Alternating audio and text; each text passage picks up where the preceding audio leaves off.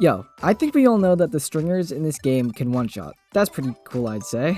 But we also all know that they don't land one-shots as well as chargers can. You have to hit 3 projectiles that travel slower than the single quick burst shot of a charger, so of course it's going to be harder. Maybe you're finding yourself only hitting some of the arrows in a full charge shot, or maybe you tend to keep overshooting a bit. You might even be a highly experienced charger main and still struggle with landing one-shots with the stringers. While sniping with the splat charger and with the tri-stringer may seem like they're similar enough, there's actually a lot more nuance to how the bows fire than you might think. Let's talk about it.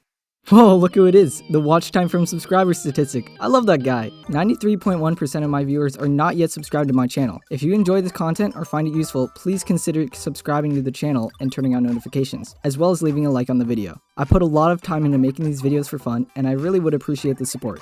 Thanks.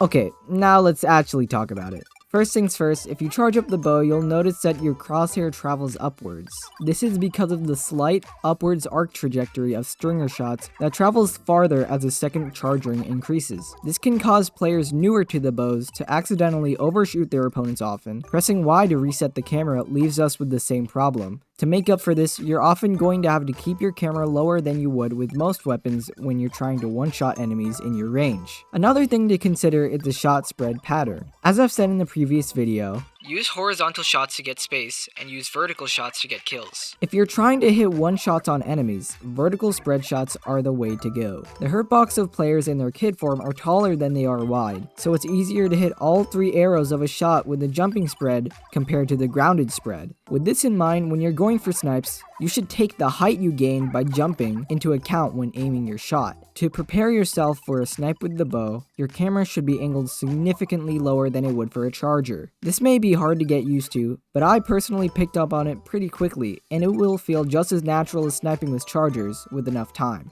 Except, not yet. There's a few more things to consider when trying to land one-shots with the stringers. Consider the differences between the shots of the stringers and chargers. Aside from the obvious point that stringers shoot 3 shots while chargers shoot 1, chargers also shoot in extremely quick bursts with high velocity, but stringers shoot out slightly slower projectiles. This means that to hit your shots with the bows, you have to lead your shots more than you would with chargers. And this is especially true for the reflux, which has the slowest shot velocity out of all of them. The last thing, and perhaps the very most important thing, is that while chargers' shots end when they reach their max range, stringers' shots simply fall down. And while they do so, they maintain their max damage. When you factor this in, you can actually get a bit more range out of your shots than what your reticle says you can. When you reach this maximum range, your shots start to fall very fast. So if you want to land your shots at this distance, you have to start shifting your crosshair above your target. It might be weird to get used to having to shift your aim up and down while lining up stringer shots compared to just directly aiming at your opponent, which is what makes hitting snipes with the stringer so difficult at times. But if you want to improve at landing them, all it takes is some good practice.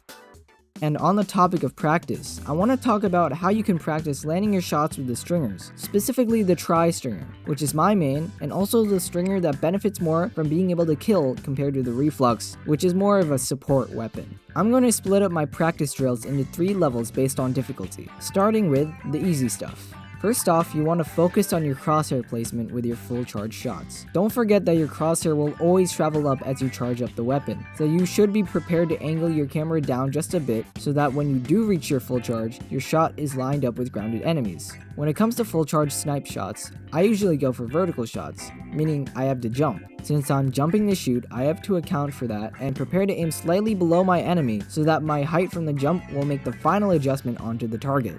Get used to going for shots like these on different targets in the training area, including targets on different elevations and the moving targets. You'll have to get used to leading your shots a bit in order to land snipes more often with this weapon, just considering how much movement there is in this game. Moving on to some more advanced stuff, let's start implementing a small bit of shot arcing. While going for one-shots with very high arcs is basically just praying that the shot might happen to hit a full direct, you can actually be consistent with having a bit of range fall off to your shots. When your reticle no longer has colored dots on it, that means your shot has reached its maximum intended range before hitting anything. And after this point, the shot starts to fall down. If you start to angle your camera up after this point, you can still land snipes with some extra reach because the arrows will start to fall back onto the target. Practice aiming at targets that seem to be just out of your range, because if you tilt your camera up a bit, you might actually still be able to hit them.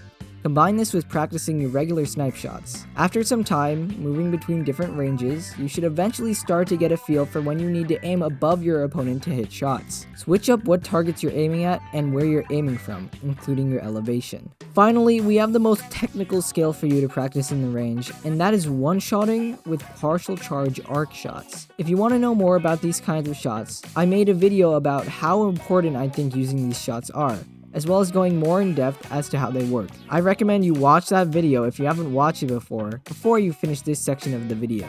To go for these types of shots, we're going to build on our understanding of the extra range shot that I talked about on the previous level of practice. The idea is mostly the same. You're going to shoot your arrows above the target so that when they reach their intended range, they all fall onto the target at the same spot. The only difference now is that you can control the intended range of the shot and use partial charges to get kills instead of having to waste your time fully charging the weapon every time you want to get a snipe. And this is where you really need to get some experience with how the range of the tri-stringer scales in its second charge ring. Here's how you can start to memorize it.